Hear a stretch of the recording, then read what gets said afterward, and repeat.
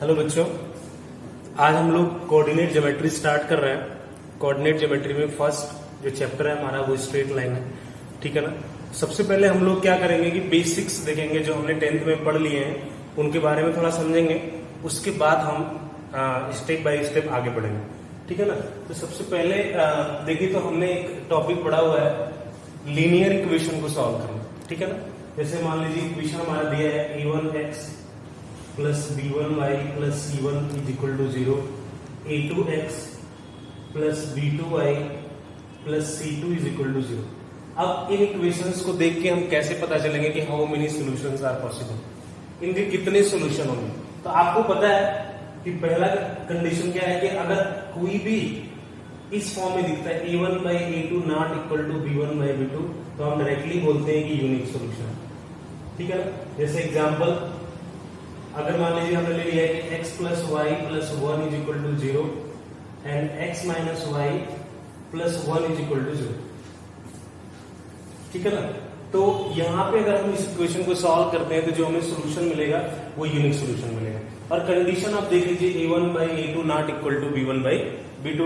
Second condition आपका क्या आता है, अगर कुछ इस टाइप का दिया हो a1 by a2 equal to b1 by b2 not equal to c1 by c2, कुछ इस तरह का दिया हो तो क्या होता है उस केस में हम बोलते हैं कि नो सॉल्यूशन, ठीक है ना। इस केस में रिजल्ट हमारा क्या होता है, नो सॉल्यूशन। यानी कि देख सकते हैं जैसे x plus y plus 1 is equal to 0 और हमने ले लिया x plus y plus 3 is equal to 0। तो अगर इसमें देखिए तो a1 by a2 equal to b1 by b2 है, लेकिन not equal to c1 by c2 है। तो इस केस में जो हमें सॉल्यूशन मिलता है वो क्या मिलता है, नो सॉल्यूशन। थर्ड केस देखते हैं।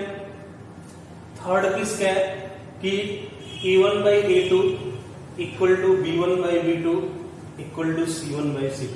अगर कुछ इस टाइप का हमें दिखता है दोनों इक्वेशन, तो हम डायरेक्टली क्या बोलते हैं, इनफाइनाइट सॉल्यूशन। इनफाइनाइट सॉल्यूशन कब होता है, जब एक लाइन दूसरे लाइन को कोइंसाइड करती है, ठीक है ना। यानी दोनों का इक्वेशन सेम टाइप का दिखे। कैसे, जैसे देखिए हमने लिख दिया x plus y plus 1 equal to 0 और 2x plus 2y plus 2 is equal to 0। तो ऐसे क्वेश्चंस क्या होते हैं, देखिए 1 by 2 1 by 2 1 by 2, a1 by a2 equal to b1 by b2 equal to c1 by c2। तो ऐसे इक्वेशंस जो होते हैं इनके सॉल्यूशंस कितने होते हैं, इनफाइनाइट सॉल्यूशन, ठीक है बेटा। आप नोट करिए इसको।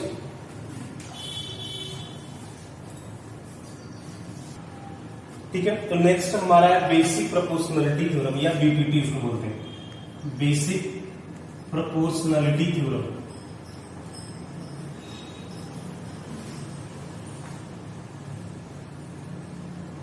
या आप इसको बीपीटी भी बोलते हो और इसी को हम थेल्स थ्योरम भी बोलते हैं बेटा। इसी को क्या बोलते हैं, थेल्स थ्योरम भी बोलते हैं। तो ये क्या करता है कि अगर कोई ट्रायंगल हमें दिया हुआ है, ठीक है ना, ये ट्रायंगल है ABC।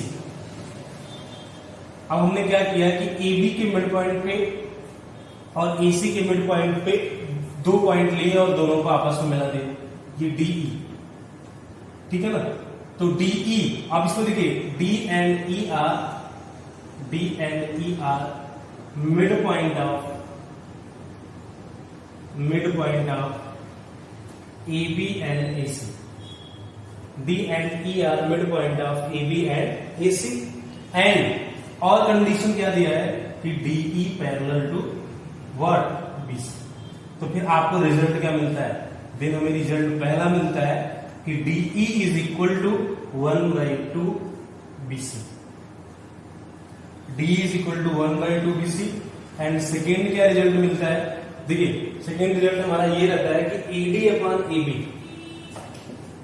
AD upon AB is equal to AE upon AC is equal to DE upon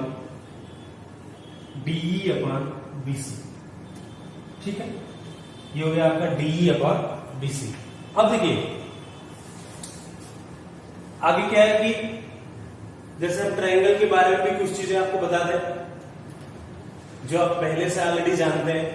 अगर कोई ट्रायंगल ABC दिया हुआ है तो इस साइड को A, इसको B और इसको C से डिनोट करते हैं। एंगल जो कैपिटल ए वर्टेक्स ए के सामने जो साइड होता है उसको स्मॉल ए से डिनोट करते हैं, बी के सामने जो साइड होता है उसको स्मॉल बी से डिनोट करते हैं, और सी के सामने जो साइड होता है उसको स्मॉल सी से डिनोट करते हैं। तो ट्रायंगल में दो साइड का सम ऑलवेज क्या होता है, थर्ड साइड से बड़ा होता है, और दो साइड का डिफरेंस ऑलवेज क्या होता है, थर्ड साइड से छोटा होता है। और क्या होता है बेटा, angle A plus angle B plus angle C is equal to 180 degree. ठीक है ना, ये दोनों चीजें आप पहले पढ़ चुके हैं, चाहे लीनियर इक्वेशन की बात हो चाहे फिर बीसी प्रोपोर्शनलिटी थ्योरम की बात हो, ये आपने पहले ऑलरेडी पढ़ा हुआ है। ठीक है ना, ये जो थोड़ी बहुत चीजें आप 10th में पढ़े मैं उसको बता दिया। ठीक है, नेक्स्ट हमारा क्या आता है कि हम आगे चलते हैं और स्ट्रेट लाइन को अगर आप देखिए तो ये ओवरऑल हम क्या पढ़ रहे हैं, कोऑर्डिनेट ज्योमेट्री पढ़ रहे हैं। तो कोऑर्डिनेट ज्योमेट्री क्या होता है बेटा, कोऑर्डिनेट ज्योमेट्री में अब आप कहेंगे कोऑर्डिनेट्स नाम है तो कहीं ना कहीं इनके कोऑर्डिनेट्स का यूज होता है। कोऑर्डिनेट ज्योमेट्री में कोऑर्डिनेट्स का कुछ तो मतलब होगा, इसलिए इसका नाम कोऑर्डिनेट ज्योमेट्री।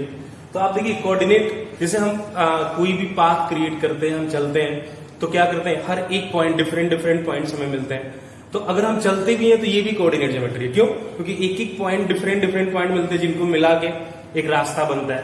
या फिर आप नेविगेशन यूज करते हैं तो पूरे हम कहीं का भी वर्ल्ड वाइड हम कहीं का भी गूगल पे या फिर कहीं पे नेविगेशन आप यूज करते हैं तो पूरे वर्ल्ड में हम कहीं भी किसी भी जगह को सर्च करते हैं या फिर हम चलते हैं तो हमें सारी चीजें दिखाई देती है। हमें कोई रास्ता ढूंढना है तो हमें नेविगेशन के थ्रू दिखाई देता है।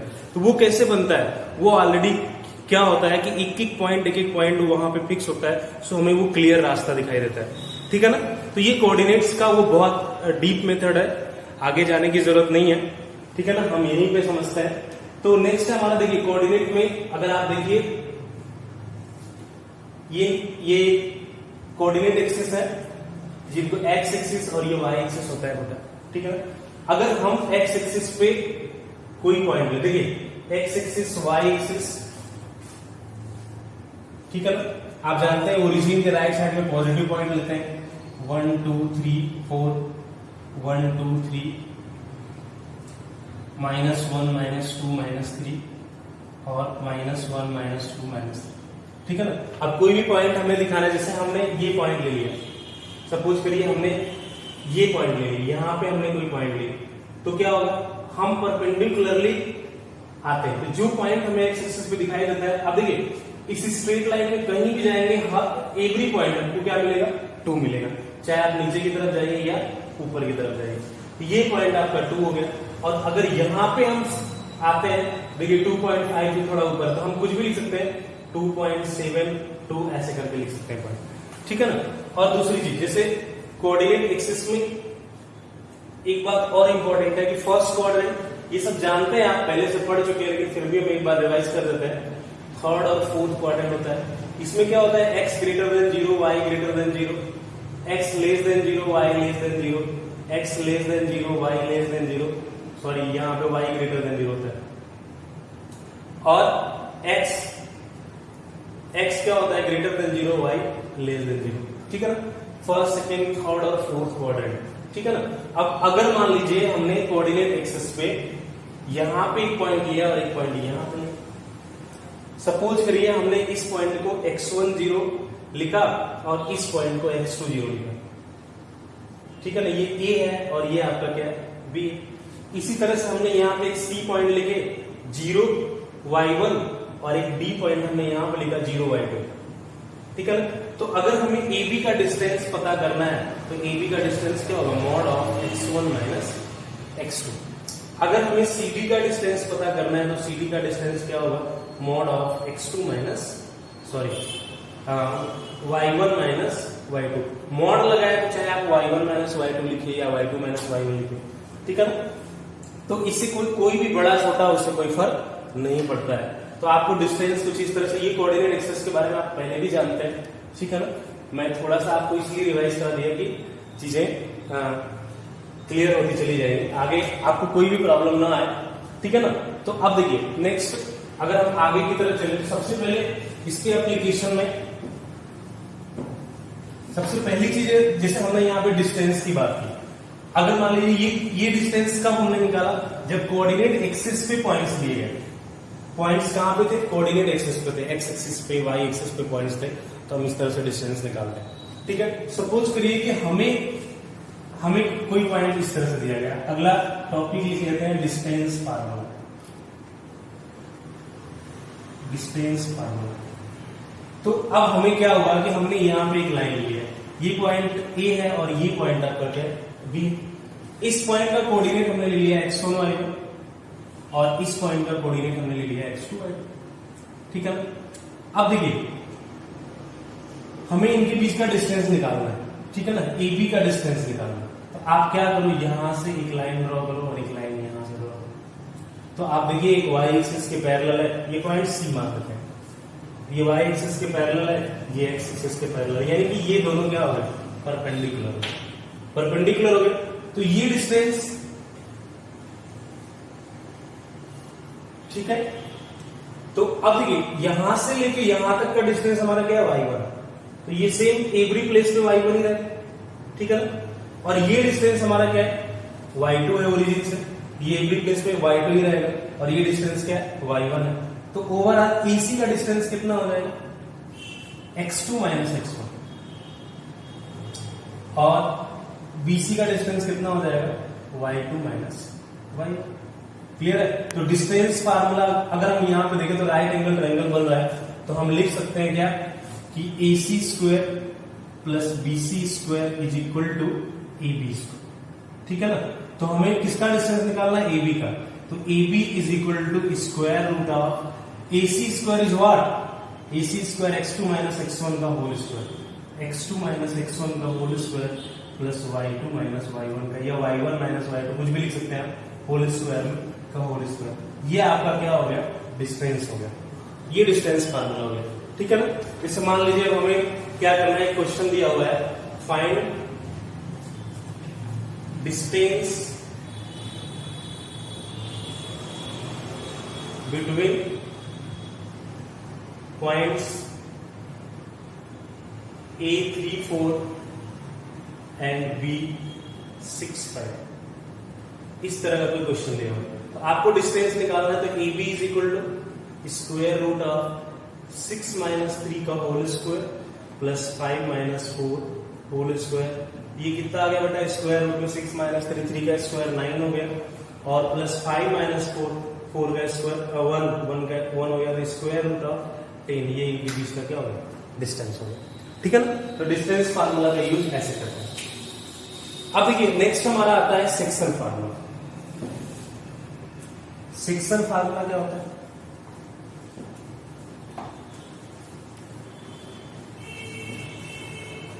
नेक्स्ट है हमारा section formula.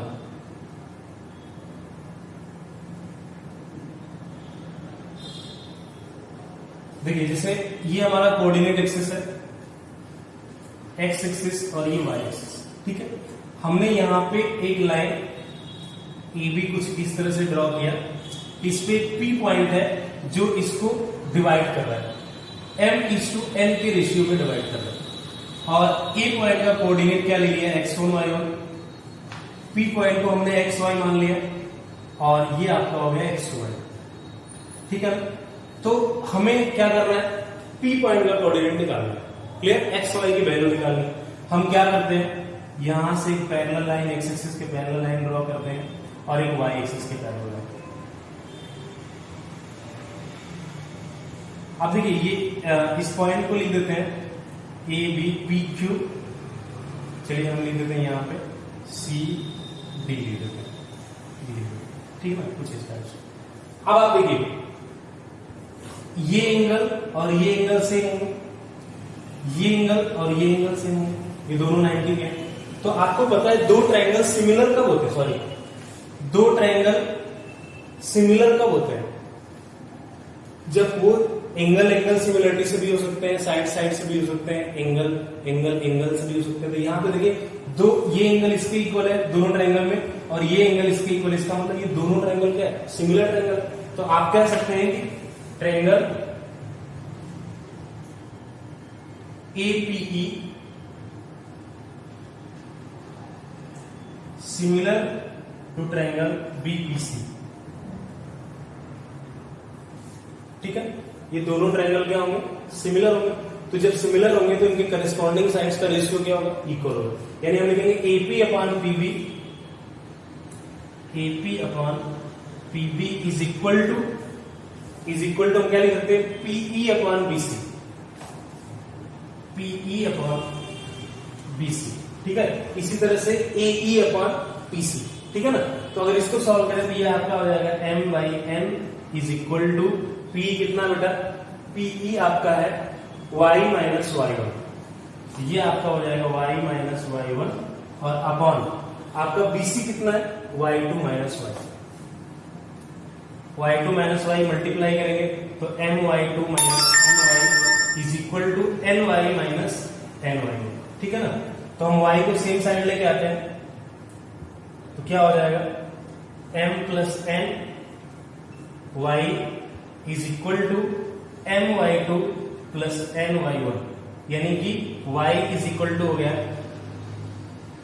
my2 plus ny1 upon m plus n, ठीक है ना। ये y इज इक्वल टू हो गया। तो इसी तरह से सिमिलरली अगर आप x को निकालेंगे तो x क्या आएगा, mx2 plus nx1 upon m plus n।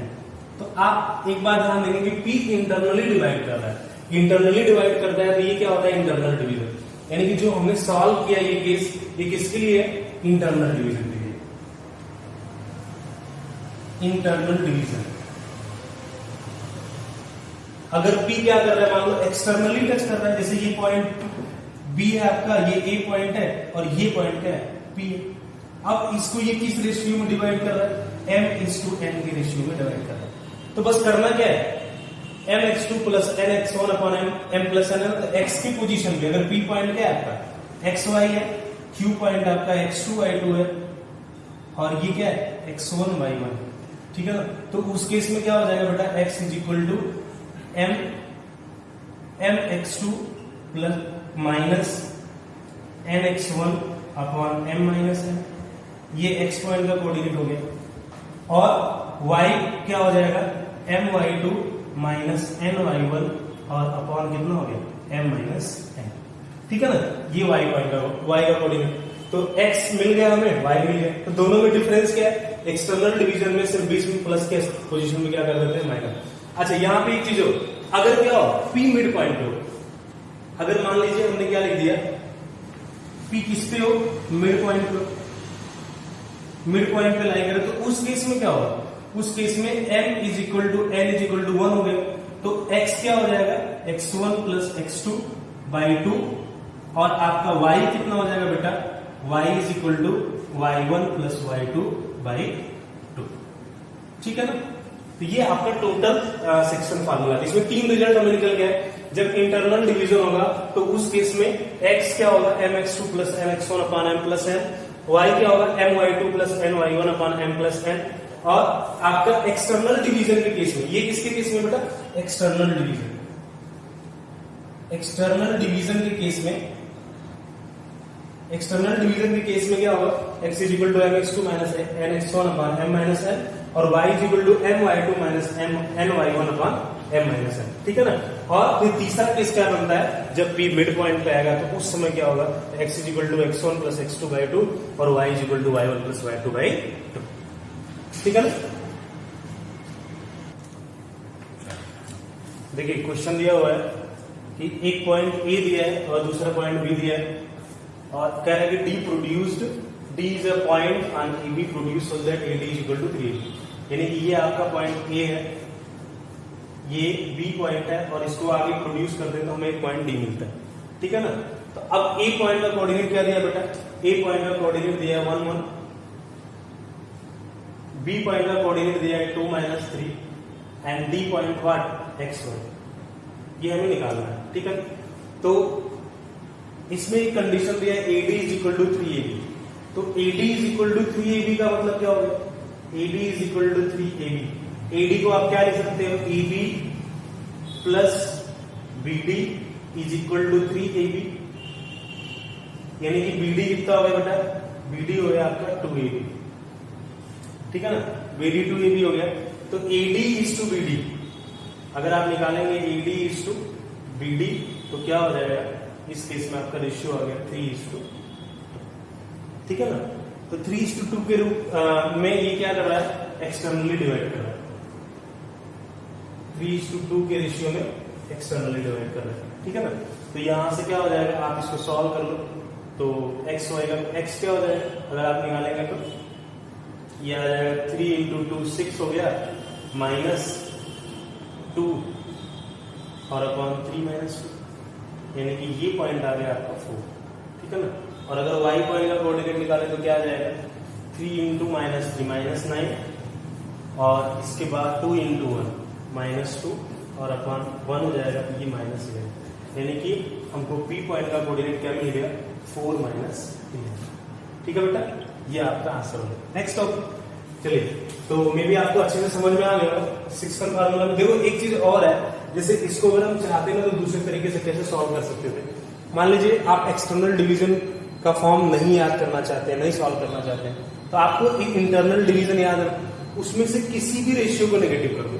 तो जैसे हमने इसको एक्सटर्नली ये 3:2 के रेशियो में डिवाइड हो रहा है, तो हम इसको लिख सकते हैं कि इंटरनली यही क्वेश्चन किस रेशियो में डिवाइड होगा 3:-2 के रेशियो में, या -3:2 के रेशियो में। फिर उस केस में इंटरनल वाला फार्मूला लगा दो आप, और कोई भी दोनों में से कोई भी एक रेशियो जो दिया हुआ है उसको नेगेटिव कर दो, ठीक है ना, तो भी आंसर सेम आ जाएगा। बात समझ में आ रही है, ठीक है। फिर देखिए आगे देखते हैं, नेक्स्ट हमारा टॉपिक है एरिया ऑफ ट्रायंगल। ट्रायंगल की एरिया निकालना तो आप जानते हैं, डिफरेंट ट्रायंगल्स की एरिया निकालना, लेकिन अगर हमें ट्रायंगल्स के कोऑर्डिनेट्स दिए हो तो उस केस में हम ट्रायंगल की एरिया कैसे निकालते हैं। देखिए एरिया ऑफ ट्रायंगल क्या होता है, अगर हमें कोई ट्रायंगल दिया हो ABC, इसका इस पॉइंट का कोऑर्डिनेट है x1 y1, ये आपका x2 y2 और ये आपका x3 y3, ठीक है। तो x1 y1 x2 y2 x3 y3 ये दिया हुआ है। अब इसका एरिया क्या होता है बेटा 1/2 x1 y1 x2 y2 x3 y3 और यहाँ पे 1 ये आपका एरिया होगा। इसको अगर आप एक्सपेंड करते हैं तो आपको एक रिलेशन मिलता है क्या, x1 y2 minus y3 plus x2 y3 minus y1 और plus x3 y1 minus y, ठीक है ना। तो आप इस रिलेशन को भी याद कर सकते हैं, या तो आप इस तरह से याद कर लो और डिटर्मिनेंट एक्सपेंड करना अगर आपको आ रहा है तो आप आराम से इस क्वेश्चन को कर सकते हैं। अगर मान लीजिए आपको डिटर्मिनेंट एक्सपेंड करना नहीं आता है तो आप इस तरह से कर सकते हैं। वैसे डिटर्मिनेंट एक्सपेंड करना सबको आता है तो ज्यादा इजी। चलिए बेटा नेक्स्ट टॉपिक है हमारा एरिया ऑफ ट्रायंगल, ठीक है ना। देखिए एरिया ऑफ ट्रायंगल क्या होता है, एरिया ऑफ ट्रायंगल, पहले हमने ट्रायंगल का एरिया कैसा पढ़ा था, जब ट्रायंगल हमने right angle triangle, scalene triangle या आइसोसेलेस ट्रायंगल या फिर आपका इक्विलैटरल, सबके लिए अलग अलग तरह से एरिया निकालना पड़ा है, ठीक है ना। लेकिन अगर ट्रायंगल का कोऑर्डिनेट्स दिया हो, कोई ट्रायंगल ABC दिया है और इसके कोऑर्डिनेट्स हमें गिवन हो, तो उस कंडीशन में हम ट्रायंगल की एरिया कैसे निकालते हैं। ये x1 y1, ये आपका x2 y2 और ये x3 y3। तो कोऑर्डिनेट्स अगर दिए हो तो इसका एरिया होता है बेटा, ये आपका x1 y1 x2 y2 x3 y3 और ये आपका 1 1, ठीक है ना। अगर आप इसको एक्सपेंड करेंगे तो 1/2 और देखिए x1 लेंगे तो y2 minus y3 plus x2 लेते हैं तो x2 लेने पर हमारा क्या आएगा y3 minus y1 और प्लस x3 y1 minus क्या हो जाएगा y। तो एरिया निकालने का डिटर्मिनेंट मेथड्स लगाइए या फिर ये आप एक्सटेंशन इसका याद कर लीजिए, तो इस तरह से भी एरिया निकाल सकते हैं, ठीक है। नेक्स्ट आता है हमारा एरिया पॉलीगन, एरिया पॉलीगन, ठीक है ना। अगर एरिया पॉलीगन निकालना है हमें तो कैसे निकालेंगे। देखिए अगर कोई पॉलीगन इस तरह से दिया हुआ है, ठीक है ना, इस तरह से ये दिया हुआ है ये A1 A2 A3 A4 up to A5 AN, ठीक है ना। और इनके कोऑर्डिनेट्स दिए गए हैं x1 y1 x2 y2 up to xn yn, और हमको इसका एरिया निकालना है। तो एरिया ऑफ पॉलीगन क्या होता है? एरिया ऑफ पॉलीगन हो जाएगा आपका 1/2, देखिए x1 y1 x2 y2 x3 y3 up to xn yn। और हम इसमें एक चीज और करते हैं, जो फर्स्ट में लिखा रहता है उसी को लास्ट में रिपीट करते हैं, यानी x1 y1, ठीक है ना। तो इसको एक्सपेंड करने का तरीका क्या होता है बेटा? इसको एक्सपेंड कैसे करते हैं? देखो पहले इस तरह से मल्टीप्लाई करेंगे, ठीक है। तो x1 y2 plus x2 y3 x3 y4 plus up to xn y1, और माइनस लास्ट में xn y1। अब फिर इधर से स्टार्ट करेंगे, y1 x2 plus y2 x3 plus up to, देखिए लास्ट में क्या आ जाएगा आपका yn x1, और फिर क्या कर देंगे इसको, इसमें से इसको माइनस कर देंगे, तो हमारा एरिया ऑफ पॉलीगन निकल जाएगा, ठीक है। लेकिन आपको ध्यान क्या रखना है पॉलीगन के एरिया में, कि जो इसके कोऑर्डिनेट्स है ना, ये साइक्लिक ऑर्डर में होना चाहिए, या तो क्लॉकवाइज डायरेक्शन में हो या तो एंटी क्लॉकवाइज डायरेक्शन में हो। क्लियर है? ठीक है, नोट डाउन,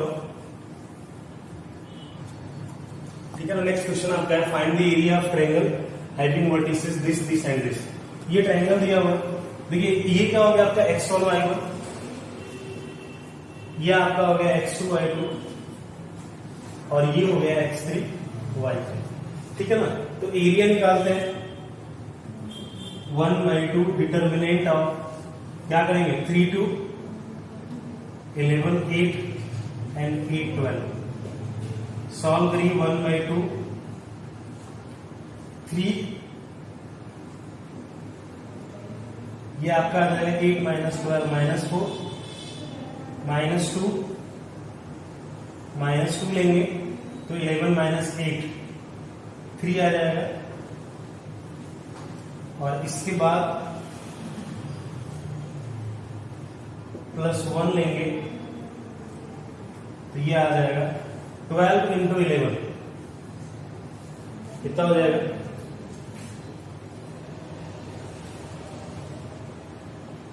132 माइनस 64,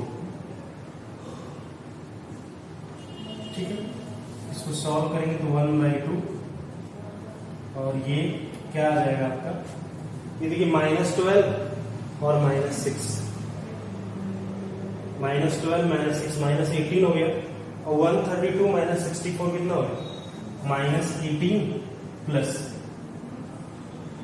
12 माइनस 4 8 आ गया, और 12 माइनस 68 आ गया बेटा, ठीक है ना। इसमें से 18 माइनस करेंगे यानी 50/2 25 square unit,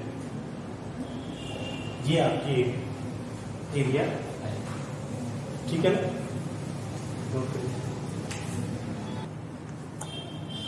find the area of quadrilateral ABCD having vertices this and this.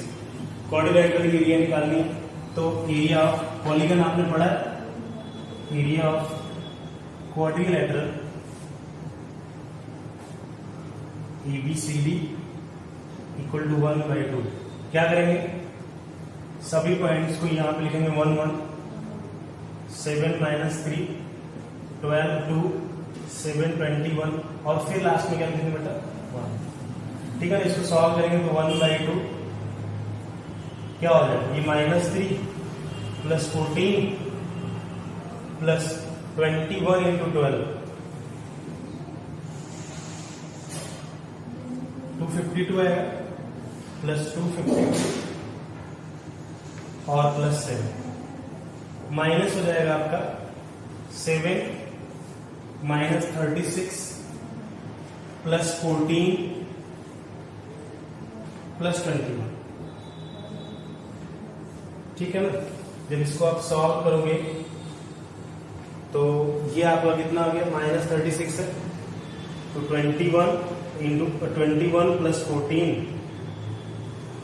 और प्लस 7 42 माइनस 6 आ गया ये, और इधर आपका आ गया